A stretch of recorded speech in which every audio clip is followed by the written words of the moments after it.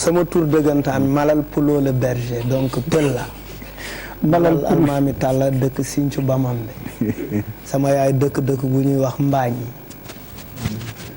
ñun force da ngay làkk Haalpulaar c'est pourquoi en fait affaire bi laal na ma trop. mais pour man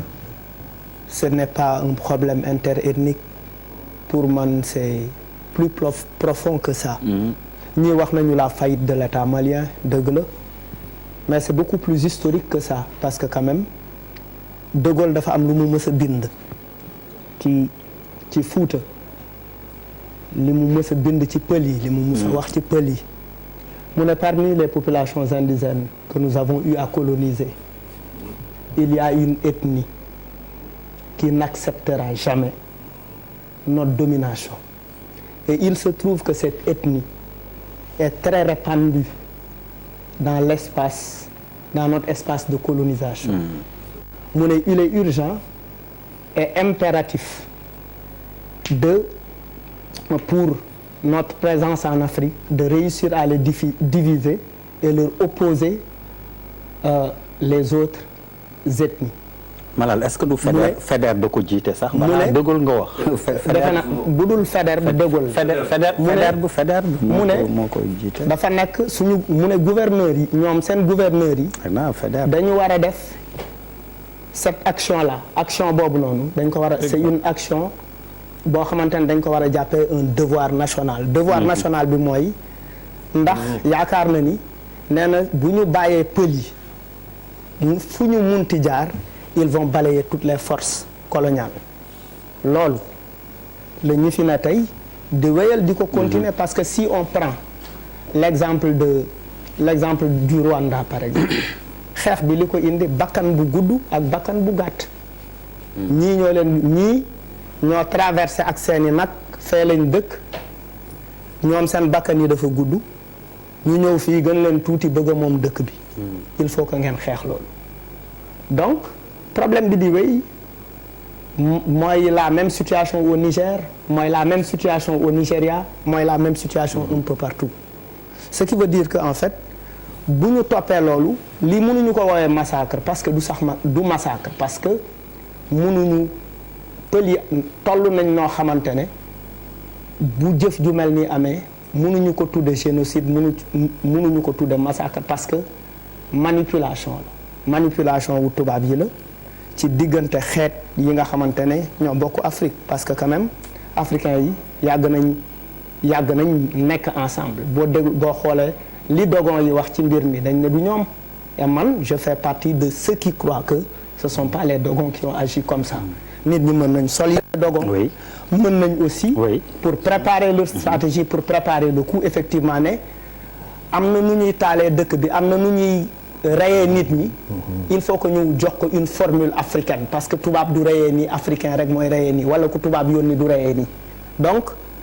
ci yooyu il faut que africains yi préparer aussi parce que unité africaine effectivement la ñu bëgg le projet de l'unité africaine la ñu bëgg mu échouer et je pense que la jeunesse doit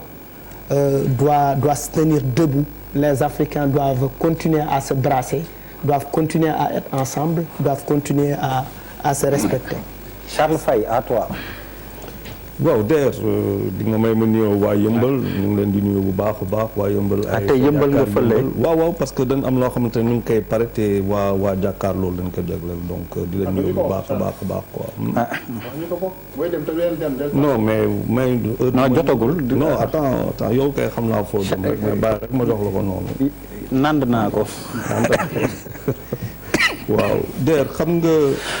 Malal fu muy waxee laay insister bu baax ce serait se tromper que nga foog ne que affaire bi c'est interethnique par contre ça peut être socio-professionnel gars yi xam ne lu ñuy def parce que muy agriculteurs yi fa nekk wala pêcheurs yi wala pasteurs yi éleveurs yi yu nekk ci zone boobu mais du tey lañ fa dëkk ça a toujours été comme ça depuis des siècles ça a toujours été comme ça xeex daawoon na am seen biir xuloo ñu am fu ñu koy préparé te xeex bu doon am tam ak machette wala as lañ koy defee ce qui a changé c'est les Kalachnikov c'est tout ce qui est nouveau ak affaire ba mu jël léegi nag pourquoi Kalachnikov yi àgg fa c'est ça le projet lan moo fa indi Kalachnikov yi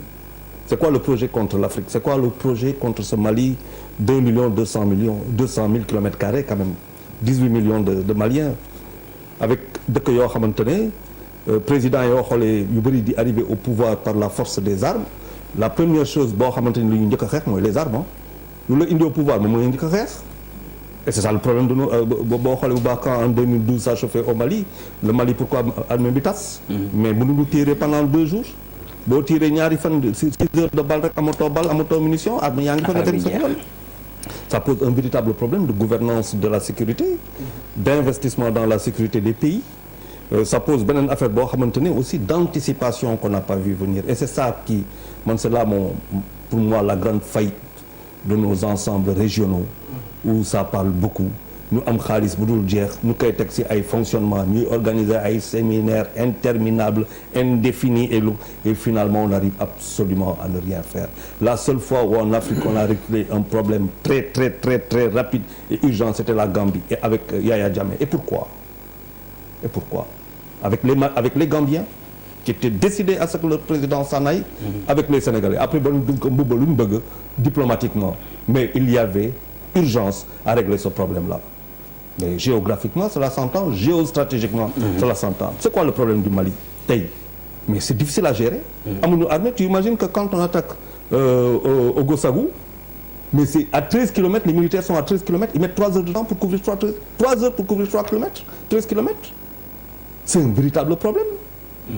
donc noonu comme Malal lu mu koy waxee et je suis totalement d'accord avec Malal parce que quand on voit ñun mobilette moto yu ñuy yor oto yu ñuy yor mais c'est pas des voitures immatriculées au Mali c'est immatriculé en Côte d'Ivoire xam nga Mali ce qui se passe c'est extraordinaire les gens savent exactement ce qu'ils ont fait ils savent exactement comment il fallait éclater toute cette zone-là en passant par le sud de l'Algérie parce que c'est une zone extrêmement dangereuse. waxal wolof. waaw extrêmement dangereuse. benn foyer bu doy waar. ak Mauritanie. nit ñi xam effectivement te loolu tey damay lay gën a yokk avec l'État islamique qui a été dynamité. en Syrie nga xamante ni des survivants fu ñu jógee parce que foofu les conditions c'est extrêmement difficile pour faire la guerre foofu ñoom il faut que ñu wàccaat donc fii mooy affaire ga. et nous sommes dans un monde boo xamante ni tey boo xoolee Europe lu dal Angleterre. Brexit.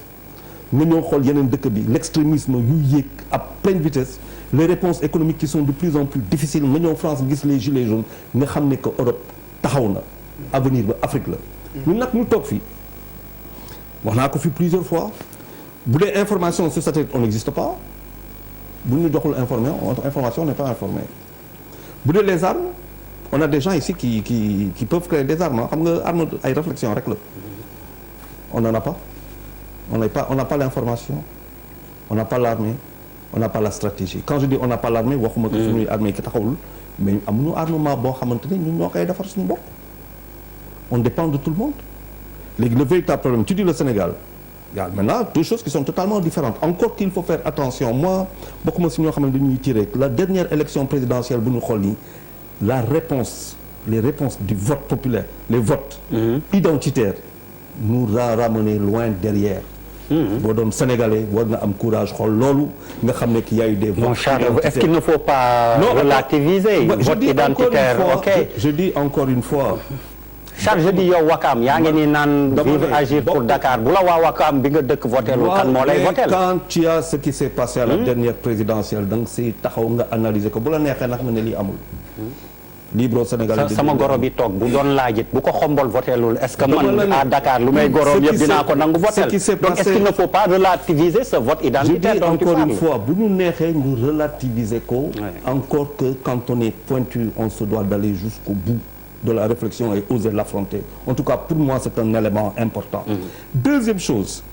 nous ne sommes pas le Mali c'est 1 million et quelques de kilomètres carrés. Nous, c'est 196 000 km², plus petit que le Burkina Faso qui a 19 millions d'habitants. Donc nous n'avons pas du tout les mêmes réalités. Et professeur Loumou Sank, ça tient. Mais le terrorisme, c'est quoi son but? Le terrorisme postule la violence à outrance. Le terrorisme, c'est quoi? C'est instaurer un climat de suspicion, de crainte, de peur, un climat d'insécurité. Loolu lay ut. Alors aujourd'hui, il est beaucoup plus facile de traquer n'importe où au Sénégal qu'au Mali. beneen affaire ba nga xamante ne am na ko le Sénégal du point de vue sécuritaire quand même a assuré oui le Liban en 1975 ça date pas quand même d'aujourd'hui. Il ne faut pas l'oublier, on a quand même une grande culture de sécurisation dans pas mal de secteurs. Maintenant, dire que oui, nous on est tout beau, on est tout bon, ça c'est la meilleure chose. Ça, Papis, oui, même si Charles termine par